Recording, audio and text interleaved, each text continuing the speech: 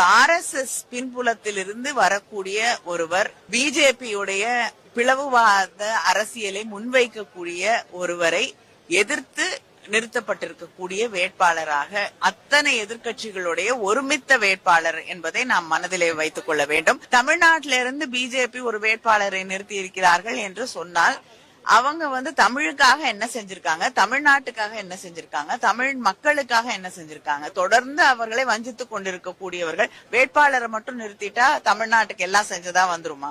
நேற்று அம்மையார் கனிமொழி அவர்கள் கேள்வி எழுப்புறாங்க, ஏன் ஐயா சிபி ராதாகிருஷ்ணன் நீங்க ஆதரிக்கல அப்படிங்கிறதுக்கு. அவங்க கொள்கை வேற, எங்க கொள்கை வேற, அதுல நாங்க முரண்படுறோம். பிஜேபி என்ன தமிழ்நாட்டுக்கு தமிழுக்கு செஞ்சிச்சு அப்படின்னு.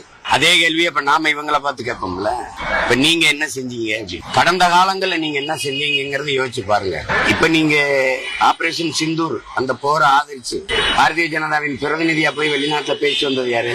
அப்ப அவங்க கொள்கை ஏற்புடையா இருந்தது, இப்ப எதிர்ப்பா இருக்குதா, எதிர்ப்புடையதா இருக்குதா என்ன சொல்லுங்க? தமிழுக்கும் தமிழர்களுக்கும் திராவிட முன்னேற்ற கழகம் என்ன செஞ்சிருச்சு? சென்னை தலைநகர்ல அவங்க பாத்துருக்காங்களா? கடற்கரையில நம்ம சென்னைன்னு எழுதி வைக்கப்பட்டிருக்கு. நம்ம தமிழ் இருக்கு. சென்னை எதுல இருக்கு? சங்கமிச்சு தமிழ் வளர்த்த மதுரையில நம்ம மதுரைன்னு எழுதி வைக்கப்பட்டிருக்கு. நம்ம தமிழ்ல இருக்கு. கீழே மதுரை என்ன எழுத்துல எழுதிருக்கு? இதான் நீங்க தமிழ் வளர்த்தது. உங்க ஆட்சியின் முறை என்ன? திராவிட மாடல் ஆட்சி. திராவிட என்ன மொழி சொல்? சமஸ்கிருதம். மாடல் என்ன மொழி சொல்? ஆங்கிலம். நீங்க தமிழ் எப்படி வளர்க்குறீங்க? பாராளுமன்றத்துல இருக்கிறீங்கல்ல, நீங்க பாராளுமன்ற கட்டடத்து வாசல்ல ஹிந்தி, இங்கிலீஷ், சமஸ்கிருதத்துல இருக்குது. ஏன் தமிழ்ல கல்வெட்டு இல்லைன்னு ஏன் நீங்க குரல் எழுப்பல? நீங்க தினம் சந்திக்கிறீங்க, கொஞ்சம் கொஞ்சம் குழாவுறீங்க, போறீங்க, உங்க சொல்றதெல்லாம் நேரம் கேட்கும் போதெல்லாம் கொடுக்குறாரு, சந்திக்கிறீங்க, இதெல்லாம் பேசல. அந்த கட்சியோட கூட்டணி வச்சு 5 ஆண்டு பதவியில இருக்கும்போது வாஜ்பாய் ஐயா தலைமையில அப்ப உங்க கொள்கை ஏற்புடையதா இருந்து இப்ப எதிர்ப்புடையதா இருக்க. நேரத்துக்கு தகுந்த மாதிரி பேசுறது. குஜராத் கலவரத்தை ஆதரிச்சு பேசுனீங்க, மணிப்பூர் கலவரத்தை எதிர்த்து பேசுனீங்க. குஜராத் கலவரத்தையும் செஞ்சது யாரு? மணிப்பூர் கலவரம் செஞ்சது. ரெண்டும் ஒரே கட்சி ஆச்சுதான். ஏன் எதிர்த்து பேசுறீங்க, இதை ஆதரிச்சு பேசுறீங்க?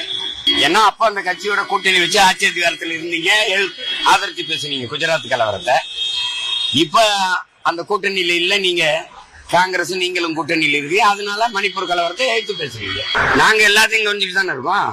நீங்க சொல்ற எல்லாத்தையும் கிட்ட தலையாட்டிட்டு போக முடியாதுல்ல. நீங்க ஆதரிங்க, ஆதரிக்காம போங்க. நீங்க ஒரு வேட்பாளரை நிறுத்திருக்கீங்க, அதுக்கு ஒரு நியாயத்தை சொல்றீங்க. என்ன அது உங்க இருப்பா? இப்ப யார் குடியரசுத் தலைவரா இந்த துணை குடியரசுத் தலைவரா எங்களுக்கு ஏதாவது ஆகுது?